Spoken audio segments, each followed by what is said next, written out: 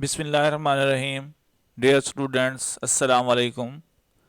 Grade 9th, subject physics, unit number 4, turning effect of forces. आज का हमारा जो टॉपिक है वो हमारा चैप्टर नंबर 4 का टॉपिक जो है हमारे पास टर्निंग पैरेलल फोर्सेस हमने डिस्कस करना है और रिजल्टेंट फोर्स। टॉपिक पे नज़र डालते हैं। Like and unlike parallel forces, addition of forces. Turning forces के लिए आपको यहाँ पे एक एक्टिविटी दिखाई गई है कि किस तरह से हम टर्निंग फोर्स को अज्यूम कर सकते हैं। स्पैनर से जब हम किसी नट बोल्ट को ओपन करते हैं या क्लोज करते हैं तो उसके ऊपर जो फोर्स अप्लाई हो रही होती है उस फोर्स को हम टर्निंग फोर्स का नाम देते हैं। Like and unlike parallel forces. सबसे पहला क्वेश्चन हमारे पास, डिफाइन पैरेलल फोर्सेस। लाइक और अनलाइक पैरेलल फोर्सेस से पहले हम देखेंगे कि पैरेलल फोर्सेस क्या होती हैं। लाइक और अनलाइक पैरेलल फोर्सेस की दो टाइप्स हैं। पहले हमें यह डिफाइन करना है कि पैरेलल फोर्सेस क्या है। तो पैरेलल फोर्सेस की डेफिनेशन है, इन अ plane if number of parallel forces act on a body such that point of action are different but lines of action are parallel to each other, then these forces are called parallel forces. इसमें यह कहा गया है कि आपके पास एक plane surface है जिसके ऊपर पैरेलल फोर्सेस जो किसी भी जिस्म के ऊपर एक ही पॉइंट, जिनका पॉइंट ऑफ एक्शन एक ही होगा, एक ही पॉइंट के ऊपर एक्शन परफॉर्म हो रहा हो, लेकिन उनकी लाइंस जो हों वो डिफरेंट डायरेक्शन में हों या डिफरेंट लाइंस हों, तो उन फोर्सेस को हम नाम देते हैं पैरेलल फोर्सेस का। अब यहाँ पे आपको डायग्राम हम दिखा देते हैं। पहली फोर्स F1, फिर ये हमारे पास F2 है, फिर ये F3 है। ये तीनों फोर्सेस एक दूसरे के पैरेलल फोर्सेस हैं। F1, F2 और F3 तीनों फोर्सेस जो हैं ये एक दूसरे के पैरेलल फोर्सेस हैं। अब इनका पॉइंट ऑफ एक्शन जो है वो एक ही लाइन है जो शुरू के अंदर हमने ड्रा की थी। In the given figure the F1, F2 and F3 are parallel forces. यहाँ पे हमारे पास F1, F2 और F3 जो है, तीनों फोर्सेस जो हैं वो क्या हैं, एक दूसरे के पैरेलल फोर्सेस हैं। नेक्स्ट क्वेश्चन है हमारे पास, डिफाइन लाइक पैरेलल फोर्सेस। अब लाइक पैरेलल फोर्सेस वो होती हैं जो एक ही डायरेक्शन के अंदर हों, मींस कि एक ही सिमत में हों, वो लाइक पैरेलल फोर्सेस होते हैं। Like parallel forces are the forces are parallel to each other and have the same direction. Like parallel forces वो पैरेलल फोर्सेस होती हैं जो एक ही सिमत के अंदर हों, तो वो लाइक पैरेलल फोर्सेस कहलाती हैं। यहाँ पे हमारे पास क्या है, डायग्राम दिखाई गई है। अब यहाँ पे एक ही डायरेक्शन के अंदर F1 और F3 है, तो यहाँ पे इस डायग्राम के अंदर हमारे पास F1 और F3 जो है वो क्या है, लाइक पैरेलल फोर्सेस हैं। In the given figure, the F1 and F3 is the same direction, so these are like parallel forces. Next है हमारे पास, define unlike parallel forces. Unlike parallel forces are forces that are parallel to each other but in opposite direction is called unlike parallel forces. Unlike parallel forces वो forces होती हैं जो direction में opposite या मुखालिफ सिमत में होती हैं, वो unlike parallel forces कहलाती हैं। In the above given figure, जो ऊपर हमें डायग्राम दी गई है उसी में से हम बता रहे हैं कि F1 and F2 unlike parallel forces हैं। फिर इसी तरह से F2 और F3 भी क्या है, अनलाइक पैरेलल फोर्सेस हैं, क्योंकि वो F1 और F2 दोनों अपोजिट डायरेक्शन में है। इसी तरह से F2 और F3 भी अपोजिट डायरेक्शन में है, तो इसलिए हम इनको कहते हैं अनलाइक पैरेलल फोर्सेस, जो सेम सिमत में ना हो, जो एक ही सिमत में ना हो, मुखालिफ सिमत में जो फोर्सेस होती हैं वो अनलाइक पैरेलल फोर्सेस कहलाती हैं। नेक्स्ट है हमारे पास, डिफाइन रिजल्टेंट फोर्सेस। तमाम फोर्सेस का जो मजमुआ होता है, जितनी भी हम किसी भी एक कोई बॉडी होती है उसके ऊपर जितनी फोर्सेस अप्लाई हो रही होती हैं, तमाम फोर्सेस का जो सम होता है तो उसको हम कहते हैं resultant of forces. A resultant force is a single force that has the same effect as the combined effect of all forces to be added. यहाँ पे कहा गया है कि रिजल्टेंट फोर्स एक अकेली फोर्स होती है जो उसका इफेक्ट जो होता है वो सेम होता है, एक जैसा होता है। जब हम किसी भी तमाम असरअंदाज होने वाली फोर्सेस को एक जगह पे जमा करके एक नई फोर्स बना रहे होते हैं, उस फोर्स को हम रिजल्टेंट फोर्स का नाम दे रहे होते हैं। Define head to tail rule. Head to tail rule क्या होता है? According to this rule, vector are drawn in such a way that head of first vector is joined to the tail of second vector. अब यहाँ पे हम दो vector draw करते हैं, फर्ज करें ए और बी। एक वेक्टर के हेड को दूसरे की टेल के साथ ज्वाइन कराएंगे, तो ये जो रूल कहलाता है इसको हम हेड टू टेल रूल का नाम देते हैं। When forces are added, we get the resultant force। जब हम दो वेक्टर्स को आपस में ज्वाइन करवाते हैं, एट द एंड जो उसकी एक फोर्स कंबाइन फोर्स बन रही होती है उसको हम नाम दे रहे होते हैं, या कंबाइन एक वेक्टर बन रहा है तो उसको रिजल्टेंट वेक्टर या रिजल्टेंट फोर्स का हम नाम देते हैं। लॉन्ग क्वेश्चन है एडिशन ऑफ फोर्सेस।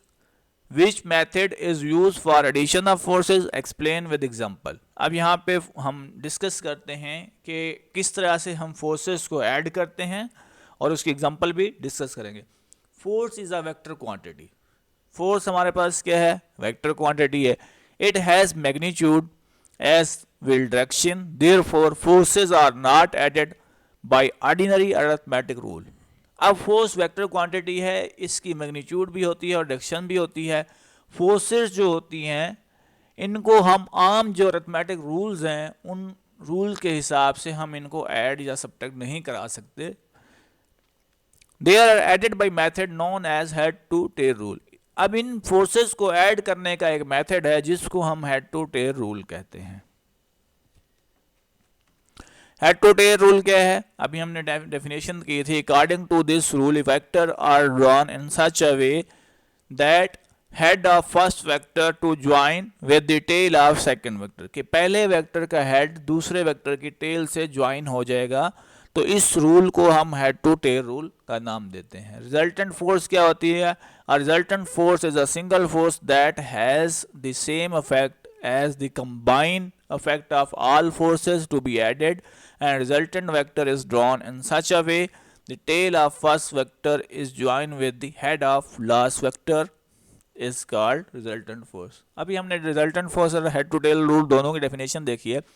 अब हम देख लेते हैं मेथड कि किस तरह से फोर्सेस को ऐड कराते हैं। The method of addition of two vector is given below. अब हमारे पास दो वेक्टर को आपस में ऐड करने का जो तरीकाकार है वो हम डिस्कस करते हैं। सबसे पहला स्टेप है हमारे पास, select the frame of reference and suitable scale and draw the representative lines of vectors of all forces according to the scale such as vector A and B. हमने एक रेफरेंस सूटेबल रेफरेंस स्केल लेना है जिसके मुताबिक हमने दो vector draw करने हैं और दोनों वेक्टर्स के नाम हमने ए और बी डिफाइन करने हैं। यहाँ पे एक्टिविटी दिखाई गई है आपको कि वेक्टर जो है हेड टू टेल रूल के में किस तरह से आपस में ऐड होंगे। इसमें हम देखते हैं यहाँ पे आपको एडिशन दिखाते हैं वेक्टर्स की। यहाँ पे हमने वेक्टर्स को ऐड नहीं कराया, यहाँ पे ड्रा हुए वेक्टर, रिजल्टेंट वेक्टर भी है, ए भी है और बी भी है। एट द एंड ये देखें यहाँ पे हमारे पास एक वेक्टर का हेड है तो दूसरे की टेल से ज्वाइन हुआ है। यहाँ पे हमारे पास ये इस वेक्टर की टेल है, ये हेड है।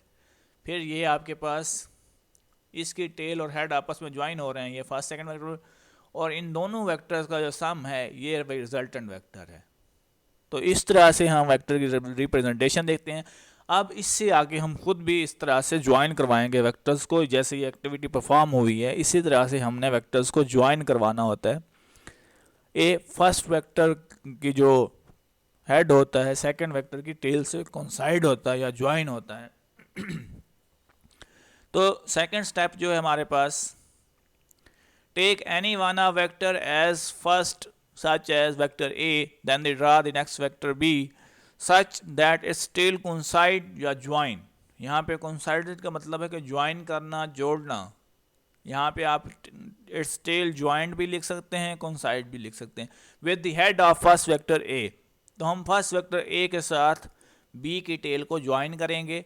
Similarly draw the next vector for the third force. तो हम एक और वेक्टर ड्रा करेंगे जो दोनों वेक्टर्स का जो रिजल्टेंट होगा उसके लिए, with the tail coinciding with the head of previous vector and so on. इस तरह से जो टेल होगी नेक्स्ट वेक्टर की वो हम थर्ड वेक्टर से ज्वाइन करवा देंगे थर्ड वेक्टर की। अब हम यहाँ पे देख सकते हैं किस तरह से वेक्टर ज्वाइन हुए हैं। वेक्टर ए ड्रा किया गया है, फिर आपके पास वेक्टर बी है, ठीक है। यहाँ पे एक वेक्टर का हेड दूसरे की टेल से ज्वाइन हुआ है। यहाँ पे हमारे पास ये थर्ड रिजल्टेंट वेक्टर आया है। अब हम इनके नाम देख लेते हैं, वेक्टर ए, बी और R. Now draw a vector R such that its tail is the tail of vector A. अब यहाँ पे रिजल्टेंट वेक्टर आर जो है उसकी टेल जो है ए की टेल से, यहाँ पे ये आर वेक्टर है, इसकी टेल जो है ए की टेल से ज्वाइन करवानी है। The first vector its head is to at the B. First vector का हेड जो है बी से हमने ज्वाइन करवाया हुआ है। नेक्स्ट स्टेप देखते हैं। Vector R represents the resultant force completely in magnitude and direction. Vector R जो है यहाँ पे हमारे पास तमाम जो है दो वेक्टर जो हैं उनकी रिजल्टेंट फोर्स को रिप्रेजेंट कर रहा होता है। The length of the line according to scale represent the magnitude of resultant vector. यहाँ पे हमारे पास जो वेक्टर आर है उसकी जो लेंथ है वो मैग्नीट्यूड, स्केल की मैग्नीट्यूड, रिजल्टेंट वेक्टर की मैग्नीट्यूड को रिप्रेजेंट कर रहा होता है। The direction of resultant vector is from the tail of first vector towards the head of second vector। तो यहाँ पे जो रिजल्टेंट वेक्टर होता है उसकी जो टेल होती है वो उसका हेड जो होता है टूवर्ड्स होता है, उसका हेड जो है बी के साथ, वेक्टर बी के साथ कोइंसाइड होता है। अब यहाँ पे कहा गया the direction of resultant vector is from tail of first vector, के रिजल्टेंट वेक्टर जो होगा फर्स्ट वेक्टर की टेल से ज्वाइन होगा towards the head of second, तो उसका हेड जो होगा वो सेकंड के हेड से ज्वाइन होगा। तो ये आज का हमारा टॉपिक था जिसमें हमने आज के टॉपिक के अंदर लाइक और अनलाइक पैरेलल फोर्सेस और एडिशन ऑफ वेक्टर के बारे में डिस्कस किया है। मैं उम्मीद करता हूँ आप लोगों को लेक्चर इजीली समझ आ गया होगा। होमवर्क है, write all the question on your notebook carefully and also learn all the question। आप लोगों ने तमाम क्वेश्चंस को एहतियात के साथ अपनी नोटबुक के ऊपर राइट करना है और इनको अच्छे तरीके से तैयार करना है। अब आप हमें इजाज़त दीजिए, इंशाअल्लाह नेक्स्ट टॉपिक के साथ आप लोगों के साथ मुलाकात होगी। तब तक के लिए इजाज़त दीजिए। अल्लाह हाफिज़। अस्सलाम वालेकुम वरहमतुल्लाहि वबरकातुहू। जज़ाकुमुल्लाह खैर।